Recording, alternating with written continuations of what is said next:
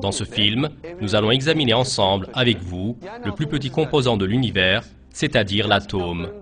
Dans les livres d'école, l'atome qui nous semble parfois être le titre d'un sujet fastidieux, abrite en fait des vérités très importantes. Et il nous présente les preuves scientifiques importantes de l'existence d'Allah.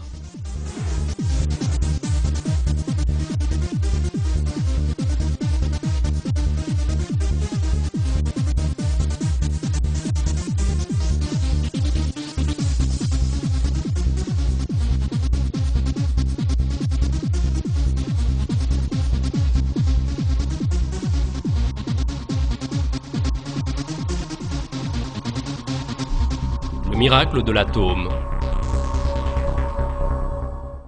Les atomes sont partout. Tout ce que nous appelons matière, c'est-à-dire notre propre corps, notre chambre, notre maison, sont en fait constitués d'atomes. Quant à la raison pour laquelle nous percevons les choses de notre entourage comme de la matière, ce sont les collisions des photons avec les électrons en orbite autour des atomes, la répulsion mutuelle des atomes ou leur attraction. En fait, vous ne touchez même pas le fauteuil dans lequel vous êtes assis en ce moment. En réalité, les atomes dans votre corps repoussent les atomes de vos habits et du fauteuil, et en fonction de l'intensité de cette répulsion, se réalise la sensation du toucher. En fait, nous ne pouvons jamais toucher la matière que nous tenons avec notre main. Si nous touchions vraiment la matière, nous entrerions en réaction chimique avec celle-ci. Et dans une telle situation, il n'y aurait certes pas eu la vie.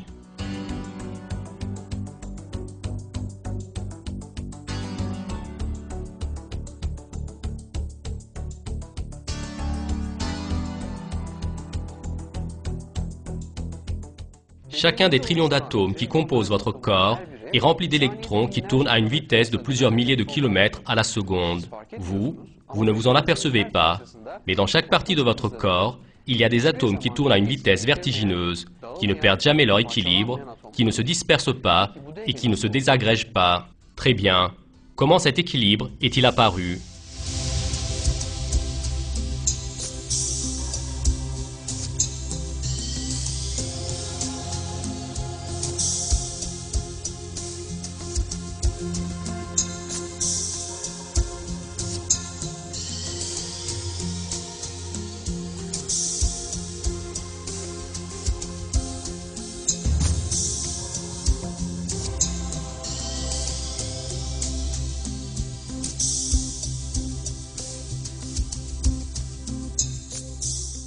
Tout a commencé avec une grande explosion. L'odeur de la terre, le bleu éclatant du ciel. Il fut un temps où toute chose était réunie en un seul point dans une densité et une chaleur infinies. Les scientifiques ont calculé que cet instant s'est produit il y a environ 15 milliards d'années. Cet instant était le commencement du processus de rassemblement des atomes et des particules subatomiques qui sont la structure de base de la matière et lesquelles ont été formées après une grande explosion.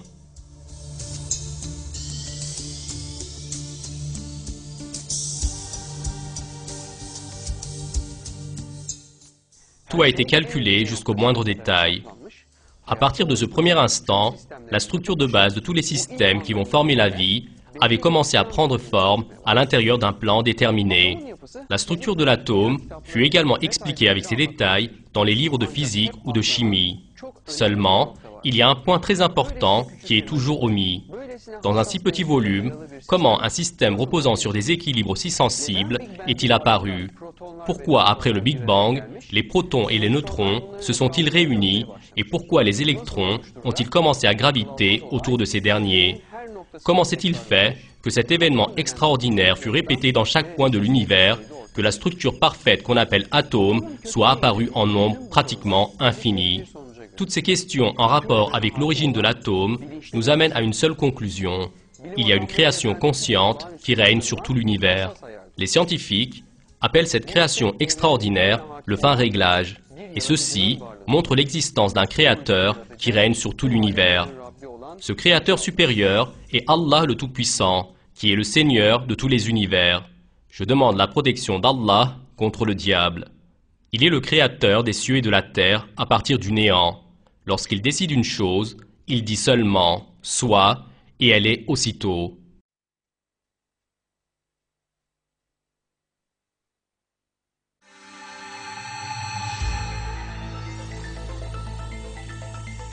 Première partie, la structure de l'atome. Les atomes sont de telles petites particules que même avec les microscopes les plus puissants, il n'est pas possible d'en voir un. Le diamètre d'un atome fait seulement 1/1000e de millimètre. Considérons cela avec un cas. Par exemple, si vous dites « Je veux voir les atomes de cette clé que j'ai dans ma main. Nous devons agrandir la clé aux dimensions de la Terre. » Eh bien, chaque atome à l'intérieur de cette clé ne serait alors que de la taille d'une cerise. Très bien. Qu'y a-t-il donc à l'intérieur d'une structure aussi petite que l'atome? Examinons ensemble cette structure complexe et parfaite qu'on appelle atome. Chaque atome est formé d'un noyau et des électrons qui gravitent sur les orbites très éloignées du noyau.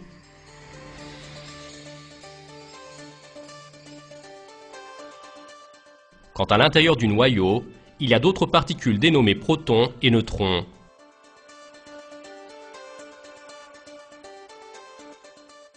Jusqu'à un récent passé, on pensait que les plus petites particules de l'atome étaient celles-ci. Seulement, à la lumière des dernières données scientifiques, on a découvert que les protons étaient composés de particules encore plus petites, les quarks.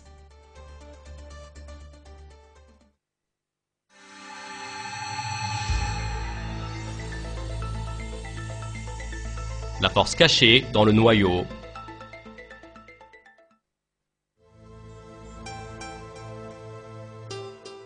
Le noyau se trouve au centre de l'atome et selon la nature de l'atome, il est composé d'un certain nombre de protons et de neutrons. Quant au volume du noyau, il est de 1/10 milliardième du volume de l'atome.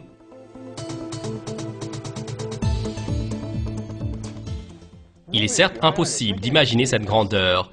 Dans ce cas, continuons sur l'exemple de la cerise.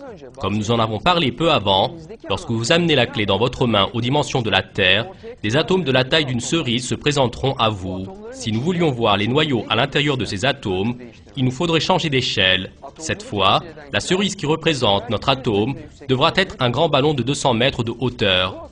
Au regard de cette taille extraordinaire, le noyau de notre atome est toujours comme une très petite particule de poussière. Seulement, il y a une situation plus étonnante que cela. Malgré le fait que sa taille soit de 1/10 milliardième de celle de l'atome, la masse du noyau constitue 99,95% de la masse de l'atome.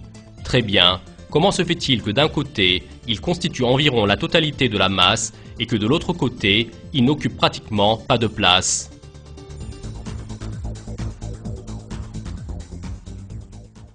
La densité formant la masse de l'atome n'est pas répartie de manière égale dans tout l'atome, c'est-à-dire que pratiquement toute la masse de l'atome est accumulée dans le noyau de l'atome.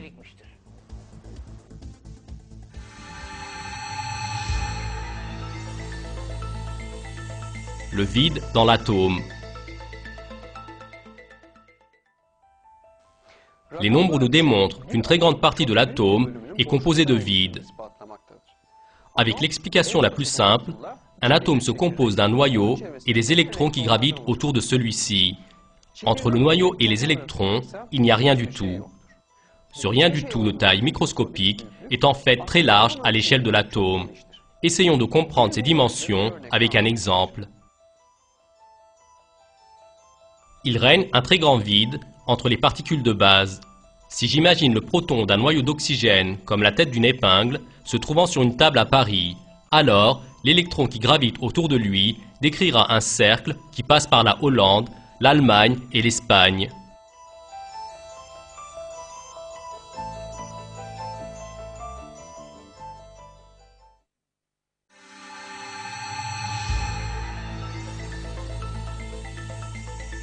L'intérieur du noyau, les protons et les neutrons.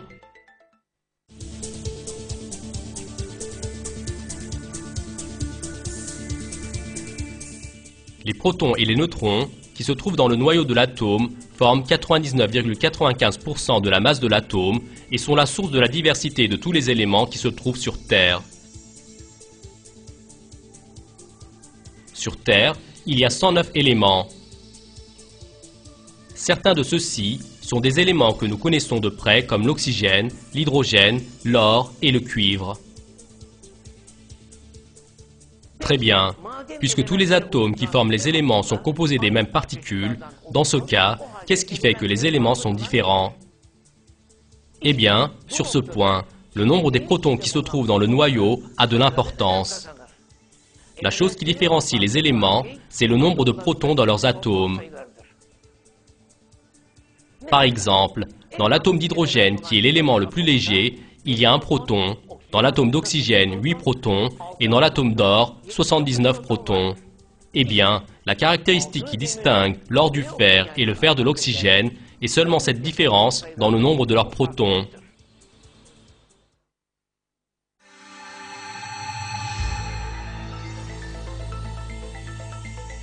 L'autre bout de l'atome, les électrons.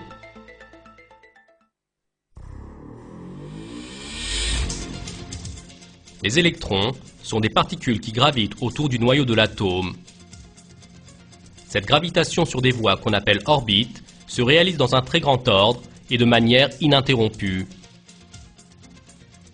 S'il fallait faire une comparaison entre la taille des électrons et celle de la Terre, si nous agrandissions le noyau d'un atome autant que la Terre, l'électron n'atteindrait que la taille d'une pomme.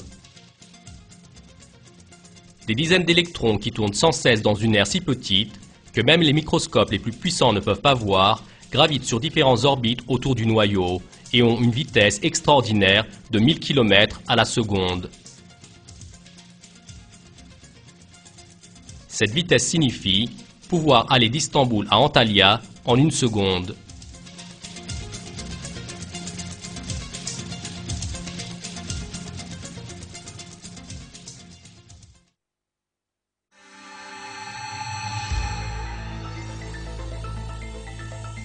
Les 4 forces dans l'univers.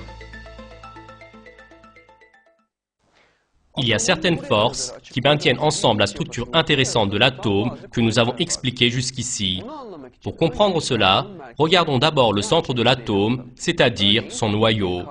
Par exemple, le noyau d'un atome de carbone. La masse atomique de l'atome de carbone est 6. Ceci signifie que dans le noyau, il y a 6 protons. Seulement, il y a une situation intéressante.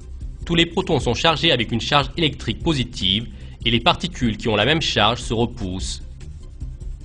Très bien. Comment se fait-il que les protons qui doivent se repousser les uns les autres restent ensemble? Face à cette question, les scientifiques ont considéré comme admis qu'il y a une force qui maintient ensemble les protons et ils ont désigné cela sous le nom de force nucléaire forte. Cette force nucléaire forte est l'une des 3 forces de base qui ont un effet à l'intérieur de l'atome. La deuxième force est la force nucléaire faible, qui se trouve à côté des protons et qui influence les neutrons. Quant à la troisième force, c'est la force électromagnétique qui maintient dans leur orbite les électrons qui gravitent autour du noyau de l'atome. Les électrons sont chargés négativement et sont attirés par la force électromagnétique vers le noyau chargé positivement.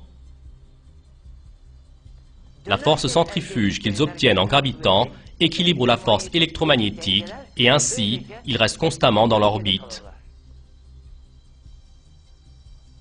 En plus de ces 3 forces de base, lesquelles sont seules à agir sur l'atome, il y a encore une 4e force qui agit sur l'ensemble de l'univers, et celle-ci est la force de pesanteur. Les connaissances que nous avons expliquées jusqu'à maintenant se trouvent dans pratiquement tous les livres de physique. Seulement, il y a une réalité très importante dont on ne parle pas la plupart du temps. Les intensités de ces 4 forces de base dans l'univers sont très différentes les unes des autres, et cette différence repose sur un équilibre très fin. Par exemple, la force nucléaire forte est 1 milliard de milliards de fois plus grande que la force de pesanteur. Et entre la force nucléaire forte et la force électromagnétique, il y a une différence plus grande qu'1 million de fois. Si ces valeurs avaient été un peu différentes, que se serait-il passé? Par exemple, si en ce moment, la force nucléaire forte des atomes qui composent votre corps diminuait ne serait-ce qu'un peu, votre corps serait fracassé en un instant. Pour cela, même une variation de 1 millième serait largement suffisante. Mais les atomes qui composent votre corps et les autres matières restent stables en permanence grâce à l'équilibre sensible des 4 forces de base. Cette sensibilité dans la valeur des 4 forces de base a extrêmement étonné les scientifiques. Le célèbre astrophysicien Paul Davies, qui est l'un de ceux-ci, a fait ce commentaire. Si des valeurs numériques un peu plus différentes avaient été choisies, l'univers aurait été un endroit bien plus différent, et dans une grande probabilité, nous n'aurions pas été là pour le voir. Plus l'être humain fait des recherches sur la cosmologie, plus le caractère extraordinaire se précise. Ces découvertes concernant le commencement de l'univers montrent que l'univers fut ordonné avec une sensibilité suscitant l'admiration. Le fait que l'univers soit organisé avec une sensibilité suscitant l'admiration, cela veut dire qu'il fut créé. Quant à un autre aspect de cette réalité qui attire l'attention, il apparaît dans l'explication des notions utilisées. Nous avions précisé que les scientifiques avaient défini les forces physiques dans l'univers comme les 4 forces de base. Toujours est-il que cette définition n'explique pas pourquoi de telles forces existent et pourquoi elles sont très équilibrées.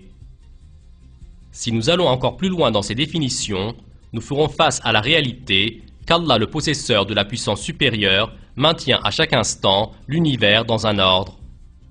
Cette vérité à laquelle est parvenue la physique moderne n'est en fait rien d'autre que la découverte d'un secret communiqué dans le Coran il y a de cela 1400 ans.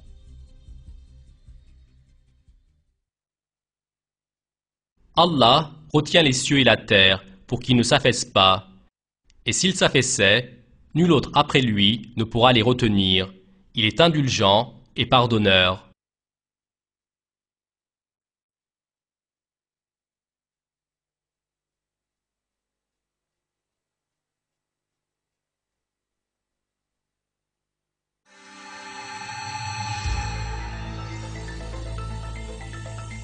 Deuxième partie, le deuxième palier emmenant à la matière, les molécules. Au début, on a dit que la structure de base de toute chose que nous voyons autour de nous est l'atome.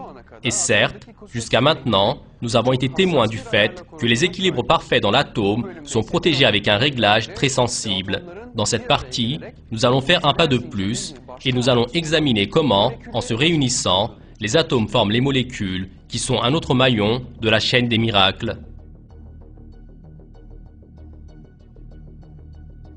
Les molécules sont les plus petites unités qui déterminent les particularités chimiques de la matière. Ces petites structures se composent de 2 atomes ou plus, et certaines de milliers de groupes d'atomes.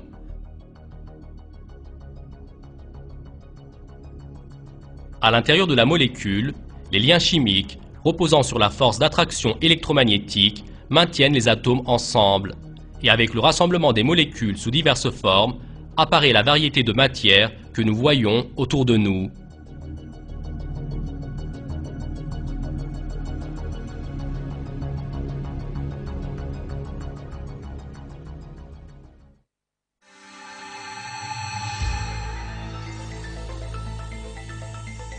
L'élément fondamental de la vie animée, l'atome de carbone.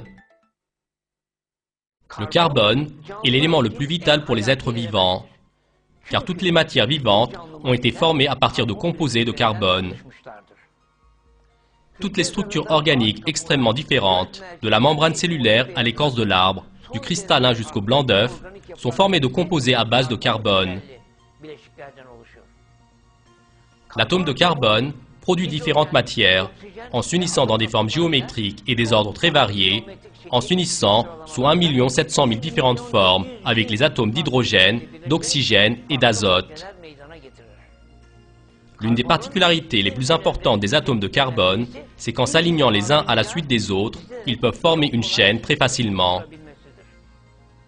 Certains des composés de carbone ne sont formés que de seulement quelques atomes.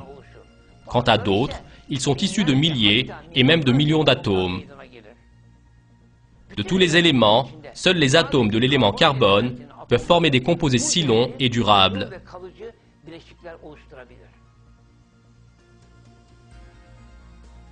Le carbone, au regard du nombre et de la diversité des composés, est complètement différent des autres éléments. Il a une structure originale.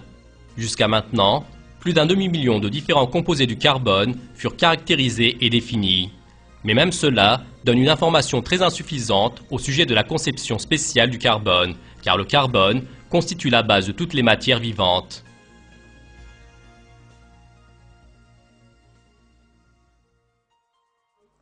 Concernant le fait de comprendre complètement la capacité de l'atome de carbone, la science est aujourd'hui insuffisante. Dans les laboratoires, les scientifiques forment tous les jours de nouveaux composés. Pour l'instant, il est possible de parler d'environ 2 millions de composés. De nos jours, nous savons que l'atome de carbone peut former 1 700 000 composés. Alors que les autres éléments peuvent former à peu près 300 000 composés, de manière extraordinaire, le carbone, lui, peut exactement faire 1 700 000 composés. Par conséquent, l'atome de carbone constitue 85% des composés connus. Quant à la question « Comment l'atome de carbone s'est-il formé la première fois ?», cela nous amène à un autre miracle. L'atome de carbone se forme avec une série de réactions nucléaires au centre des gigantesques étoiles. Seulement, ces réactions possèdent un équilibre physique si sensible qu'y compris le célèbre scientifique anglais Fred Hoyle, malgré le fait qu'il soit matérialiste, n'a pas pu s'empêcher de dire qu'une conscience surnaturelle est intervenue dans la physique. Allah a créé l'univers avec une harmonie parfaite. Avec sa définition de conscience surnaturelle, Hoyle accepte l'existence manifeste d'Allah le Tout-Puissant.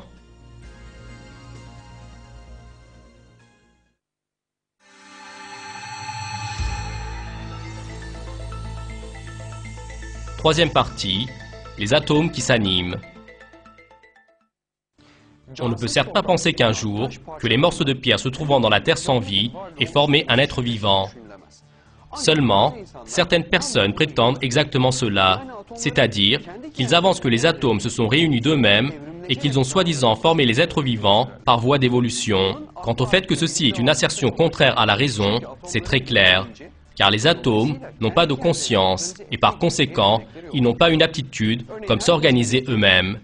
Par exemple, tout le monde sait qu'un avion n'apparaît pas lorsqu'on mélange l'aluminium, le plastique et l'essence. Ce n'est que lorsque vous réunirez ces matières de manière consciente, avec des calculs très fins et de façon à former un avion, qu'apparaîtra alors un avion. Par conséquent, pour que l'avion existe, la présence des matériaux comme l'aluminium, l'acier et le plastique n'est pas suffisante. L'avion est uniquement formé avec une conception consciente. Il en est de même pour les systèmes vivants. La cellule d'un être vivant a été formée avec la réunion des atomes sans vie, et ce, dans une conception très spéciale. Ce n'est pas le résultat du développement des cellules vivantes, de leur multiplication et de leurs particularités similaires, ni de la nature des molécules, mais le résultat d'une création parfaite. Quant à cette conception, c'est la création d'Allah qui crée les êtres vivants depuis les atomes sans vie. C'est Allah qui fend la graine et le noyau. Du mort, il fait sortir le vivant, et du vivant, il fait sortir le mort. Tel est Allah. Comment donc vous laissez-vous détourner ?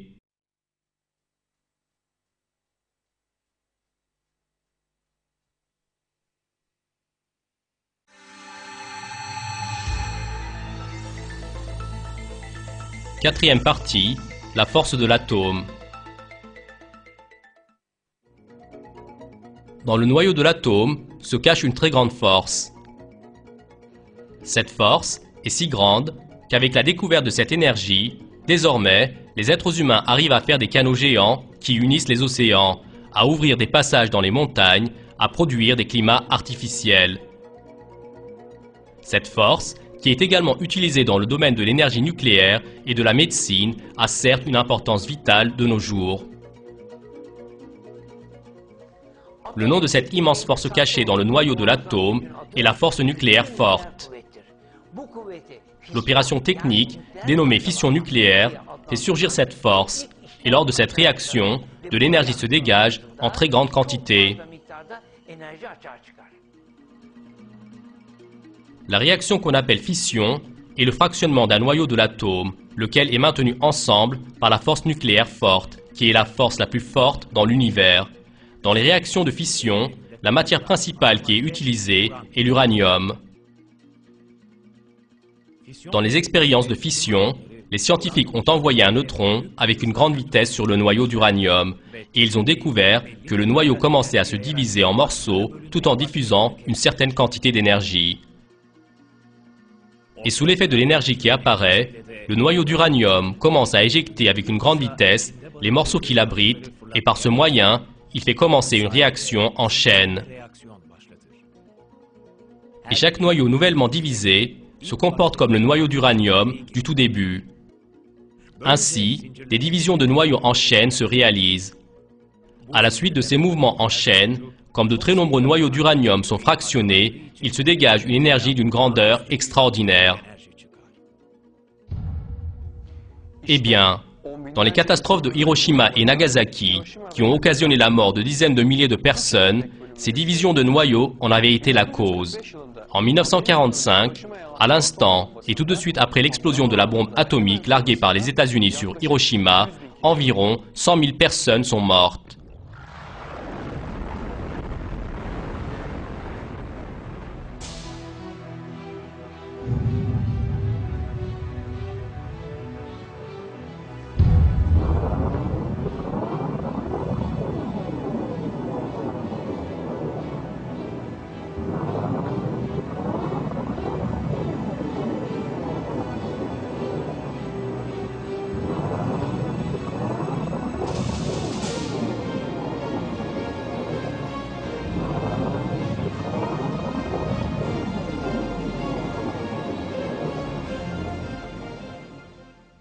Et à cause de l'autre bombe atomique larguée par les États-Unis sur Nagasaki, au moment de l'explosion, environ 40 000 personnes ont perdu la vie.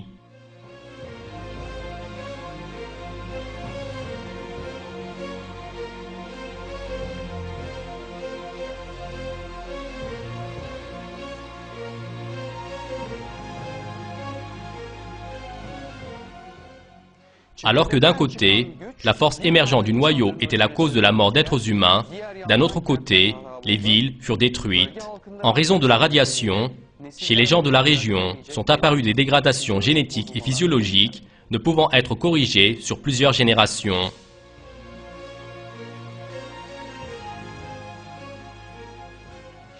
Très bien. Alors que notre Terre, toute l'atmosphère, nous y compris, que toute chose animée ou inanimée est composée d'atomes, comment se fait-il que cette force formidable cachée dans l'atome n'apparaisse pas par les voies naturelles? Car l'équilibre parfait dans la création de l'atome maintient cette force sous contrôle. La réaction en chaîne, occasionnant une explosion nucléaire, peut uniquement être faite par des voies artificielles, c'est-à-dire par la main de l'être humain. Conclusion.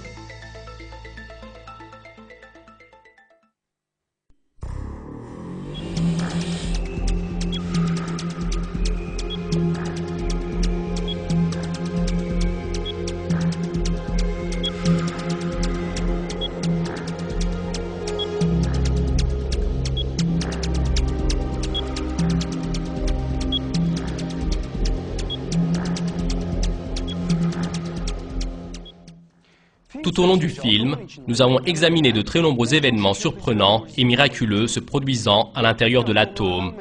On a vu qu'avec un corps consistant d'atomes, nous respirons les atomes dans l'air, mangeons les atomes dans les nourritures et buvons les atomes de l'eau. Quant à ce que nous voyons, ce n'est rien d'autre que la collision des photons avec les électrons des atomes de nos yeux. Très bien. Et ce que nous ressentons en touchant. Ceci est dû à la répulsion des atomes dans les objets par les atomes de notre peau. Quant à la structure de l'atome, elle possède un équilibre et un design extrêmement complexes. Par conséquent, aucune de ces structures n'a pu être formée par hasard, comme le prétend la philosophie matérialiste, laquelle nie l'existence d'Allah. Le hasard, s'il existait, engendrerait uniquement des confusions, des dégradations, des irrégularités et des erreurs. Quant à l'harmonie, l'ordre et l'équilibre magnifique dans l'atome, cela nous montre que la vie est le produit d'une création consciente et parfaite. Toutes ces vérités scientifiques que nous avons regardées jusqu'à maintenant font effondrer de manière indiscutable la philosophie négatrice et prouvent que l'origine de toute chose, animée et inanimée, n'est pas le hasard, mais la création. Quant au créateur de chaque chose qui existe, c'est Allah le Tout-Puissant, le Seigneur des univers. Dans un verset du Coran, voici ce qui est proposé. Certes, dans la création des cieux et de la terre, dans l'alternance de la nuit et du jour, dans le navire qui vogue en mer chargé de choses profitables aux gens, dans l'eau qu'Allah fait descendre du ciel, par laquelle il rend la vie à la terre une fois morte, et répand des bêtes de toute espèce, dans la variation des vents et dans les nuages soumis entre le ciel et la terre, en tout cela, il y a des signes pour un peuple qui raisonne.